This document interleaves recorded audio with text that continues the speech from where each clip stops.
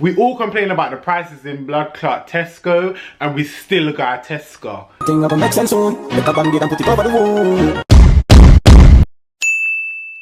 Watagwan pan, watagwan. Welcome back to my YouTube channel, guys. So by the title of this video, I'm going to be talking about this whole what do women bring to the table, or what do you bring to the table in a relationship conversation.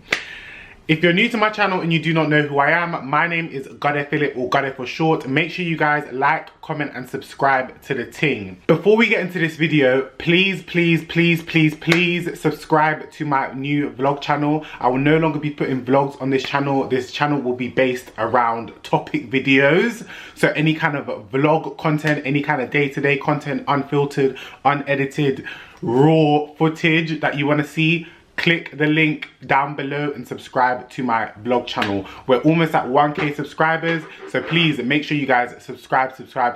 Hit that red button. Also subscribe to this channel if you're new to this channel as well, child. For those of you that do not know how this topic was brought up, this topic was brought up because of a show called Blue Therapy. Blue Therapy is a new series that has been added onto the Trend Central platform, and it's where couples go and speak to a therapist and they just basically voice how they feel and express whatever they're going through. Now, this particular episode, Deborah and Jamal, I think his name is, they're basically discussing like what does one another offer in a relationship. And Deborah basically feels like if she wants gifts, if she wants to live luxury, if she wants to be pampered, then her man should provide that. Whereas her man is saying like, I don't want to spend all my money on materialistic things. I'd rather invest it into a home and something that is worth paying for, basically. And in this particular episode, he does ask her, what do you bring to the table? In him asking her, what does she bring to the table, she kind of gets offended and is like, oh, like, huh? Excuse me? Like, she kind of frowns up at it. So that question and response kind of spewed over onto social media. Obviously, a lot of influencers had a lot to say and people were just basically giving their 2 pence on what was going on. Kenza tweeted, "Stop asking women that you literally picked what they bring to the table. Men asking women in this day and age what they bring to the table is a very stupid question, because women bring just as much, if not more. Also, what woman is standing there like an egg to start listing all her qualities?" And then she says, "I beg Fashimalo KMT." I don't know what that means, but somebody comment down below and tell me what that means. She added a thread to it and she said, "Some men acting as if they want more when all they really want is a fine babe and vibes. Asking what you bring to the table but haven't signed on that week." So she added a bit of shade in there, child. Zeze Mills then tweeted, "Ladies, if you are demanding every day on this bird app that men need to prove they deserve your time because you are the present, then they have every right to ask you to prove yourself too. It's pretty simple." The funny thing is, most men won't even ask you that. They'll just watch and observe. You know when you can't figure out why they may have gone off you. Usually it's because they've seen something they don't like. Might not even be anything huge. Zeze Mills tweeted, "Every day F men, but you're still effing them. Just shush, man." Oloni quotes it and says, "Sounds familiar." Zeze responds by saying, "Meaning?" Oloni says, "Meaning that it sounds familiar, and have you never heard heterosexual men complain about women but use them as sexual objects?" Zeze goes, "Personally, I don't see men complaining as much as us on this app." But that doesn't answer the question, sis. Do you see men complaining on the app? It never asks as much. Do you see them, yes or no? But she says, "Personally, I don't see men complaining as much as us on this app. If women hate men so much, leave them alone and use a sex toy." Oloni then says, "LOL, women have every right to complain about a gender that oppresses them. You're also very aware that toys do not serve as a replacement for intimacy. This was fun, Sha." Guys, this just goes on and goes on. So Zeze goes back onto her Twitter and she tweets, "It's no different to when I said that men will only understand colorism if they have a dark-skinned daughter.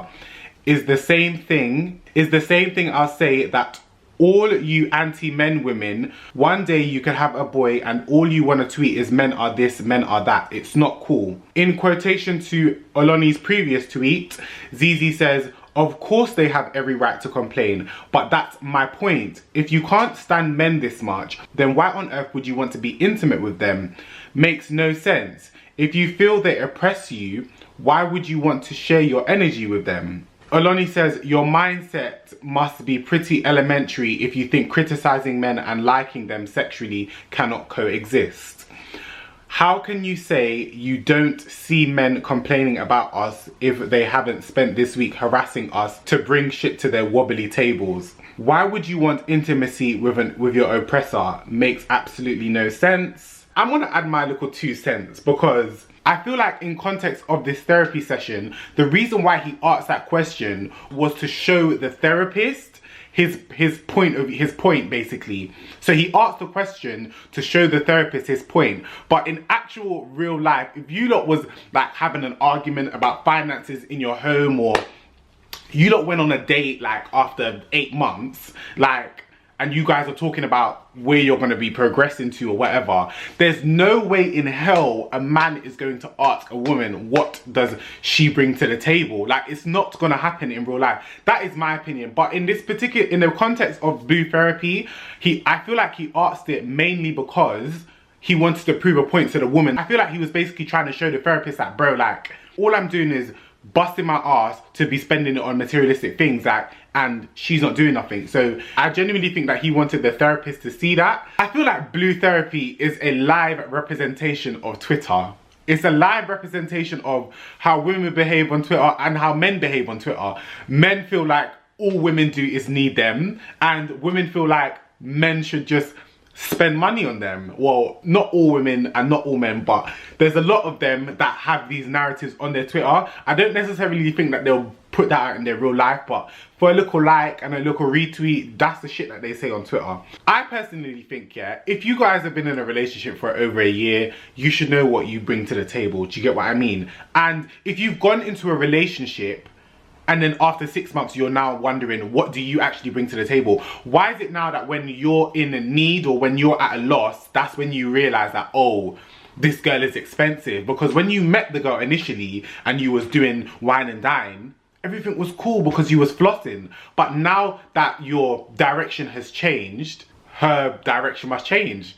Like, you can comment down below and tell me if I'm wrong. You can comment down below and tell me if I'm wrong, but I get that life changes and situations change. If a woman's lifestyle has been the same from the beginning, then I don't think you should be complaining about it. If you guys are on a marriage tip, then obviously I feel like there has to be some kind of compromise. But like, if you guys are dating, like, nah, like, I'm sorry, but, or if it's a gift thing and you feel like, oh, like, it's essential for you to get gifts and be spoiled, then maybe space it out. Maybe not splurge as much, but it should still be a thing that you still do. Do you get what I mean? Guys, I need you guys to comment down below and tell me what you guys think. You know the narratives that play out on social media that annoy me the most?